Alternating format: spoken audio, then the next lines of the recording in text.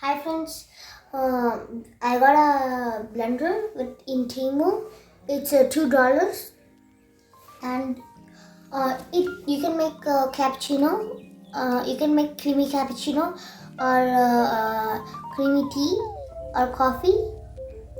So this blender is very fast, and I'm gonna do a satisfying video with this. So I added some to make a satisfying video.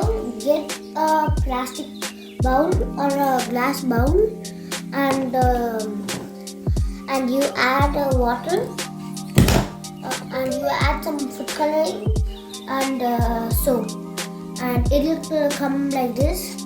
And you get, so I'm gonna get this blender and mix it like this.